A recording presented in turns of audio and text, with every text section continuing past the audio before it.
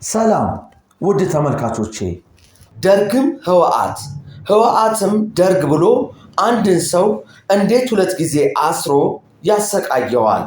የኔ ደማቅ ሰዎች ይቀጥላል።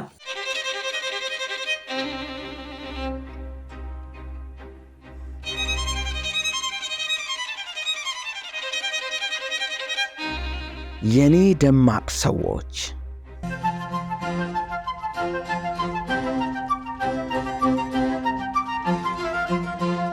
አባዬ ድሮ እንደኔ ትንሽ ልጅ ነበርክ? አዎን ነበርኩ። አቤት ያኔ መቼም ህፃናት ሁሉ ጢምህንና መላጣን እያዩ ሲስቁብህ ታየኝ።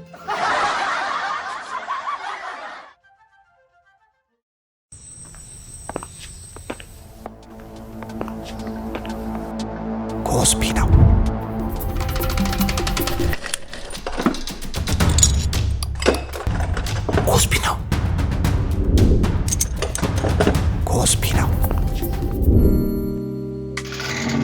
አዎ ኮስፒ ነው። ከእንግዲህ ባለቤቱ የዘጋውን በር እኮ ማን ሊነቀንቅ? ኮስፒ የብረት መዝጊያዎችን ይዞ ቀረበ። በፓስኮድ በአሻራና በቁልፍ የሚከፈቱ ድምፅ የማያስተላልፉ እሳትን ለረጅም ሰዓት የሚቋቋሙ እርጥበት የማያበላሻቸውና በላቀ ቴክኖሎጂ የፓውደር ኮቲንግና ዋተር ቤዝ የቀለም ቅብ የተቀቡ የኮስፒ በሮችን ገጥመው ቀን በኩራት ሌሊት የሰላም እንቅልፍ ይተኙ። ስራ እንዲፈልጉልን ነበር ጋሽ። ኮስፒ ብረት በሮች ከሚድሮክ ኢንቨስትመንት ግሩፕ።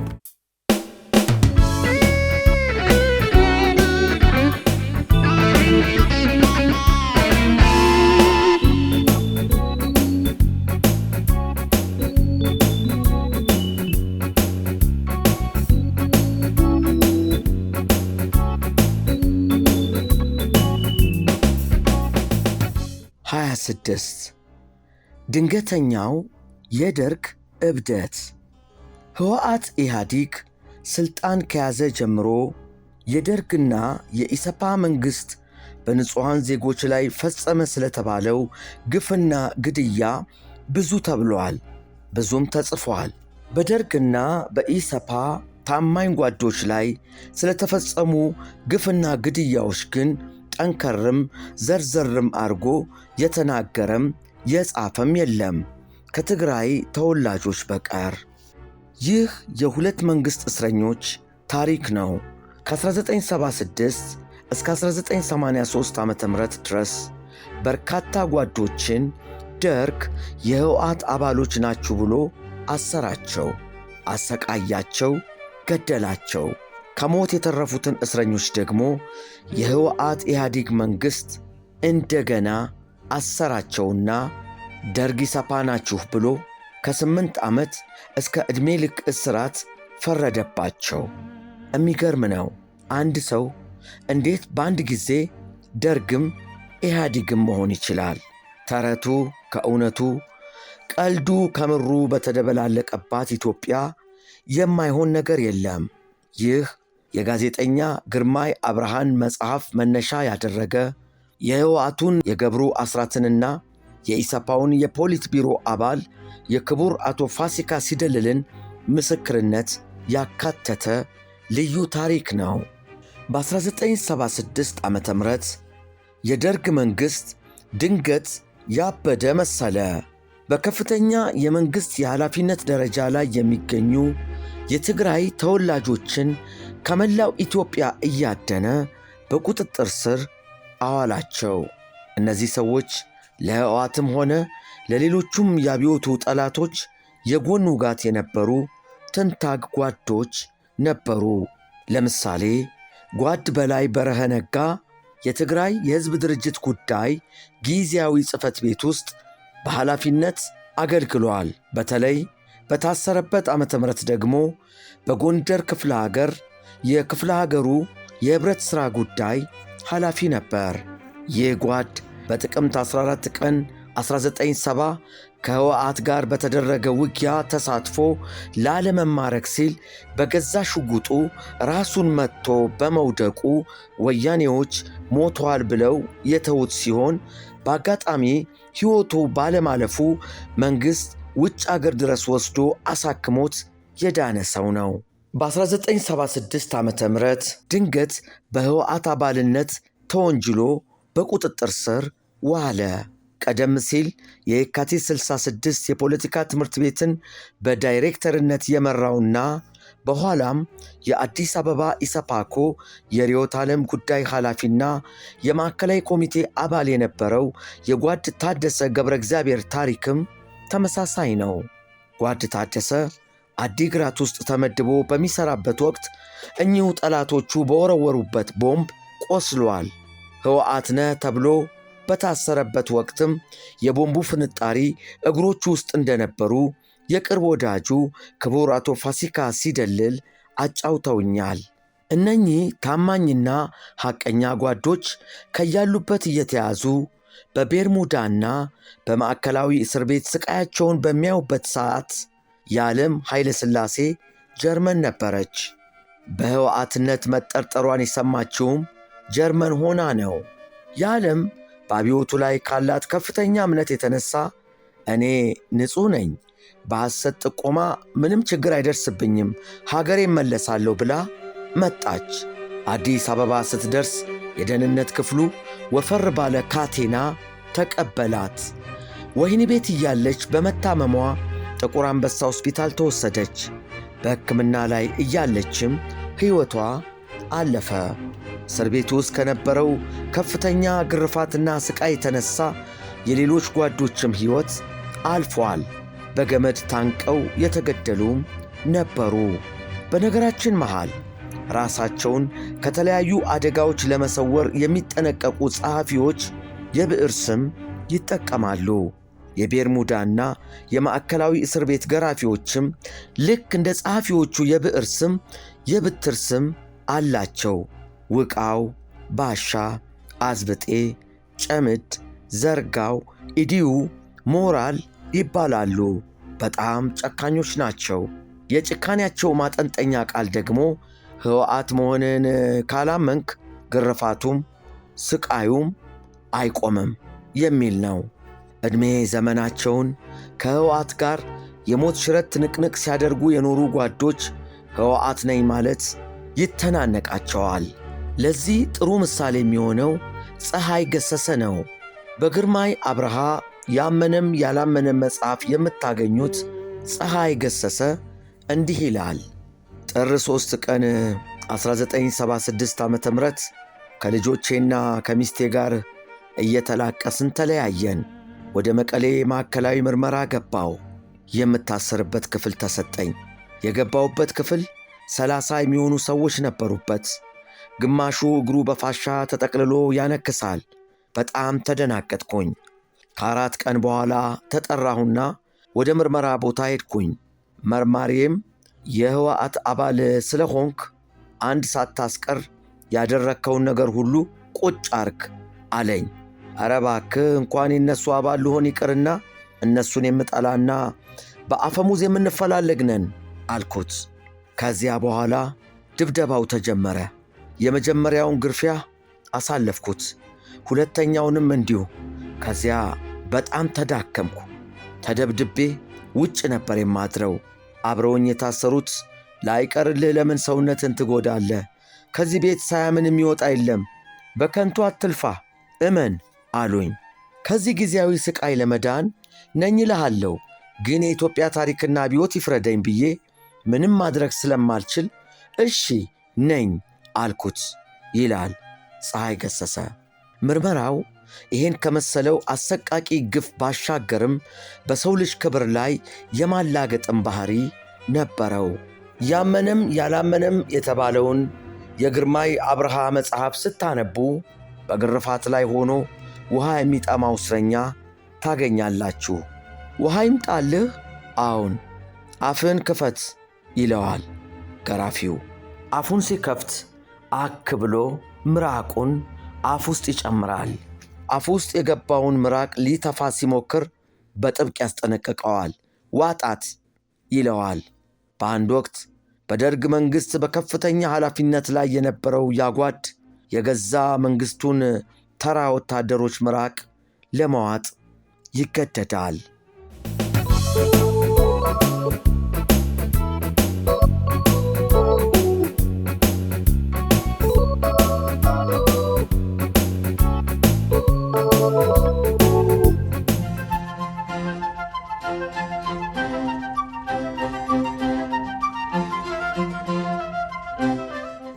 በጨለሟ ሶቪየት ህብረት ዘመን አንድ ማታ መጠጥ አብዝቶ የወሳሰደ ተራ ሰው በወቅቱ መራሄ መንግስት የነበሩት ሊዮኒድ ብሬዥኔቭን ደደብና የማይረባ ፍጡር ነው እያለ በአደባባይ ሲሳደብ የጸጥታ ኃይሎች ይዘው ዘብጥ ያወረዱት።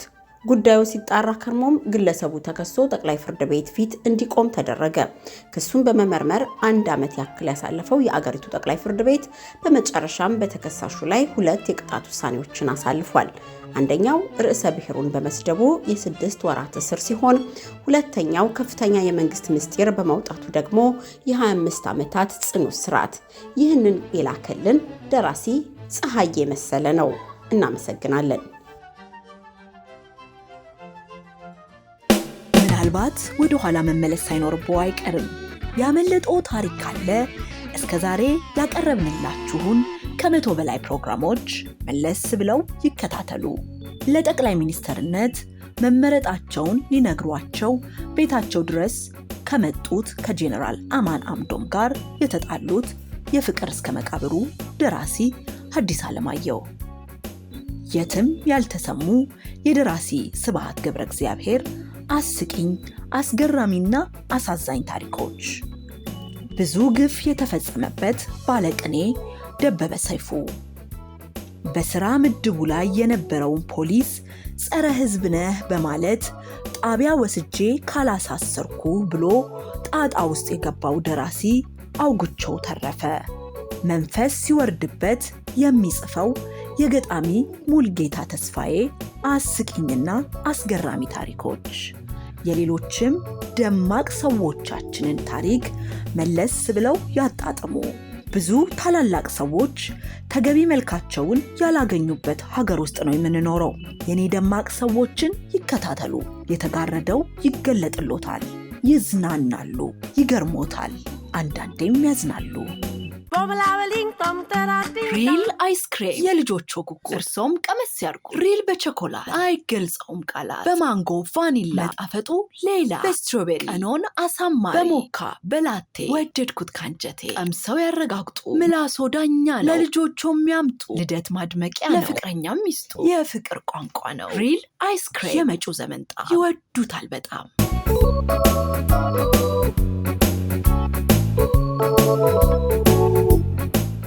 27 ምክንያት አልባው ስቃይ።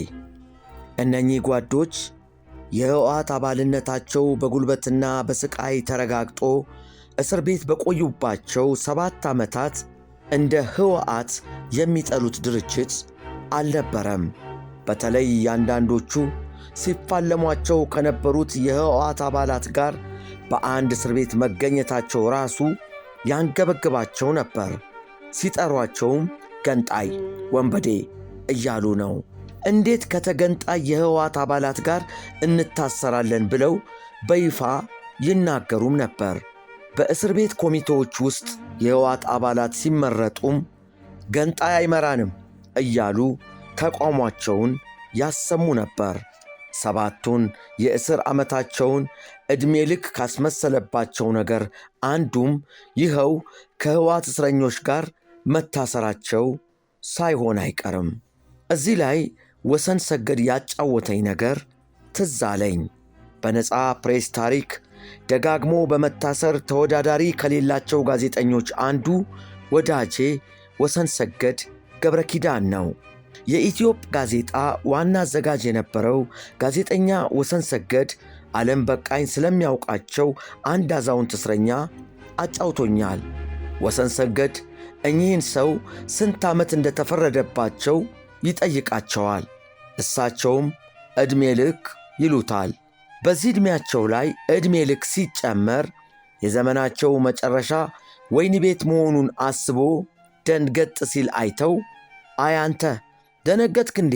ዕድሜ ልክ ያልኩህ እኮ በእኔ ዕድሜ ልክ አይደለም፣ በኢህአዲግ ዕድሜ ነው። የኢህአዲግ ዕድሜ ሲያጥር ነፃ አውጣለሁ ነበር ያሉት። እና የደርግ ኢሰፓ መንግሥት ዕድሜ ያጠረና ግንቦት 1983 ዓ.ም ላይ የወይን ቤቱ ጠባቂዎች ግቢውን ለቀው ሸሹ። የጠባቂዎቹን መሸሽ ተከትሎም ሁሉም እስረኞች ግቢውን ለቀው ወጡ ከአንድ እስረኛ በቀር። ያም እስረኛ ጓድ ብርሃነ አታክልቲ ይባላል። ጓድ ብርሃነ የኢሰፓኮ አባል ነበር። በ1976 ዓ.ም ሕወሓት ናቸው ተብለው በግፍ ከታሰሩት ጓዶች አንዱ ነው። ይህ ለማመን የሚከብድ ውንጀላ ከደረሰበት ግርፋትና ስቃይ ጋር ተደማምሮ የአእምሮ ሕመምተኛ ሆኗል። በዚህ ምክንያት በግንቦት 1983 ዓ.ም በወህኒ ቤቱ ውስጥ ምን እየተካሄደ እንደሆነ መረዳት የሚችልበት ደረጃ ላይ አልነበረም። ሁሉም በራሱ የማምለጥ ጥድፊያና ትርምስ ውስጥ ስለነበረም ይህን የአእምሮ ሕመምተኛ የሆነ ጓድ ማንም አላስታወሰውም። እዚያው ወህኒ ቤት ጥለውት ወጡ። የባለጊዜው መንግሥት አባላት ጊዜው ያለፈባቸውን የቀድሞ መንግሥት ሹመኞች ሰብስቦ ለማሰር ይመቻቸው ዘንድ እስር ቤቱን ሲቆጣጠሩ በዚያ ጭር ብሎ በከረመ የወህኒ ቤቱ ግቢ ውስጥ ተረስቶ የቀረውን ብርሃነ አታክልቲን ሞቶ አገኙት። የደርግ የደህንነት መሥሪያ ቤት ለ7 ዓመት በሕወሓትነት ወንጅሎ ያሰቃያቸው ጓዶች ከግንቦት 20 በኋላ የነጻነት አየር የተነፈሱት ለጥቂት ቀናት ብቻ ነው። አስቀድማም ወያኔ አለመሆናቸውን የምታውቀው ሕወሓት አዲስ አበባ በገባች በጥቂት ቀናት ውስጥ ከያሉበት ለቃቅማ አሰረቻቸው። በደርግ ዘመን ሕወሓት ናችሁ ተብለው ለ7 ዓመት መከራ ሲያዩ የከረሙትን ጓዶች ሕወሓት ደግሞ ደርግ ኢሰፓ ናችሁ፣ በቀይ ሽብር እንፈልጋቸዋለን በማለት ከገራፊዎቻቸው ከነውቃው ጋር ቀላቅላ አሰረቻቸው። በዚህ መልኩ ለሁለተኛ ጊዜ ታድነው የተያዙት ጓዶች 34 ናቸው። መቀሌ፣ ባህር ዳር፣ ደሴና አዲስ አበባ ላይ በተሰየሙ ችሎቶች ጉዳያቸው ከታየ በኋላ 3ቱ ተለቀቁ። የቀሩት ከ8 ዓመት እስከ ዕድሜ ልክ እስራት ተፈረደባቸው። ማረሚያ ቤት እያሉም የ3 ጓዶች ሕይወት አልፏል። ከሞት ከተረፉት መሃል ከ15 እስከ 20 ዓመታት ታስረው የተፈቱ አሉ። ከ1976 ዓ.ም እስከ ግንቦት 2003 ድረስ ለ27 ዓመት የታሰሩም ነበሩ። እነ ውቃውና አለቆቻቸው እጅግ መሳሳታቸውን ያወቁት ያኔ ሕወሓት ብለው ያሰቃዩአቸው እስረኞች ሥልጣን በያዘችው ሕወሓት ደርግ ኢሰፓ ተብለው ለሁለተኛ ጊዜ ሲታሰሩ ነው።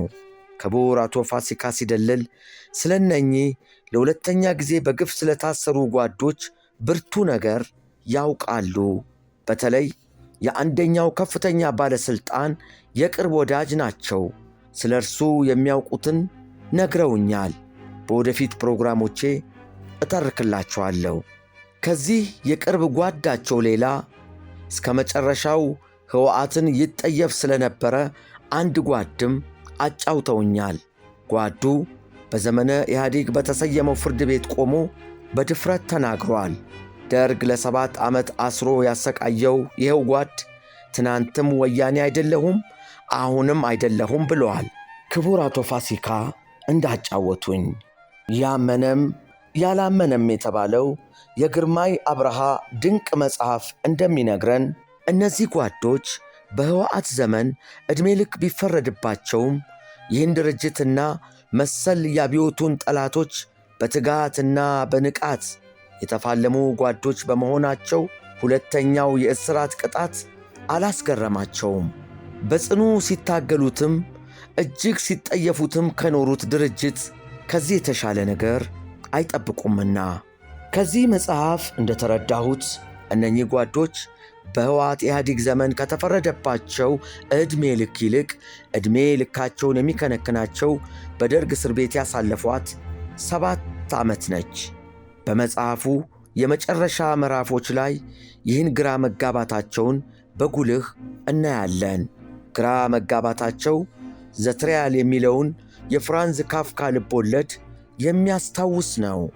አንዳንዴ ከሆነብን ነገር ይበልጥ ለምን እንደሆነብን አለማወቃችን የሚፈጥርብን ከፍተኛ ስቃይ አለ። እናም እስከ መጨረሻው ድረስ በምን ጥፋታቸው በየትኛው ማስረጃ እና ማን በተባለ ባለሥልጣን ቀጥተኛ ትዕዛዝ እንደታሰሩ ማወቅ ይፈልጋሉ። በምን ምክንያት ነው ይሄ ሁሉ መከራ የደረሰብን ይላሉ። ምክንያቱን ፈልገው ከማወቃቸው በፊት የግርማይ አብርሃ መጽሐፍ የመጨረሻ ገጽ ላይ እንደርሳለን። ያመነም ያላመነም በተባለው የግርማይ አብርሃ መጽሐፍ ውስጥ ፍትሕ አጥተው ለሚጮኹት ግፉዓን ጓዶች የተሰወረባቸውን ምክንያት ፍንትው አድርገው የሚገልጹልን አብረዋቸው የታሰሩት የቀድሞው የደህንነት ሚኒስትር ኮሎኔል ተስፋዬ ወልደ ሥላሴ አይደሉም፣ ገብሩ አስራት እንጂ። ገብሩ አስራት ምስጢሩ ይሄ ነው ብለው የገለጹት ምክንያት የኢሰፓ ማዕከላዊ ኮሚቴ የፖሊት ቢሮ አባል የሆኑትን ክቡር አቶ ፋሲካ ሲደልልን እጅግ አስለቅሷል። በሚቀጥለው ፕሮግራሜ እመለስበታለሁ። እስከዚያው ሳይለየን ያቆየን።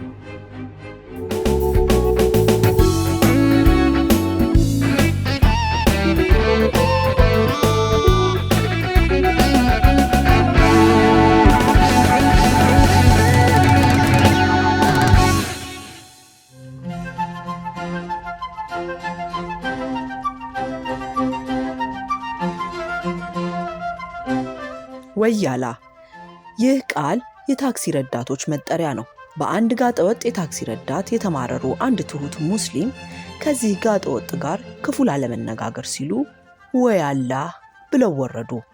ከዚያን ጊዜ ጀምሮ ወያላ ወይም ወያላ የነዚህ የታክሲ ረዳቶች መጠሪያ ሆኖ ቀረ።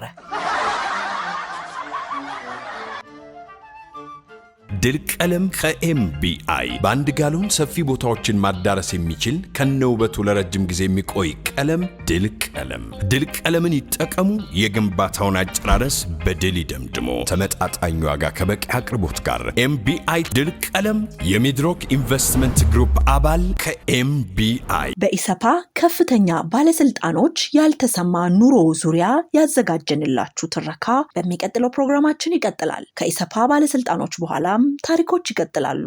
የታላቁን የሀገር ባለውለታ የልዑል ራስ መንገሻን፣ የነከበደ ሚካኤልን፣ የነጸጋዬ ገብረ መድኅንን፣ የነ ኃይሌ ገብረ ሥላሴን፣ የነ ጎሳዬ ተስፋዬን፣ የሌሎችም ደማቅ ሰዎች ያልተሰሙና የሚያስገርሙ ታሪኮችን ይጠብቁ። ሁሌ እንዲያገኙን ሰብስክራይብ ያድርጉን።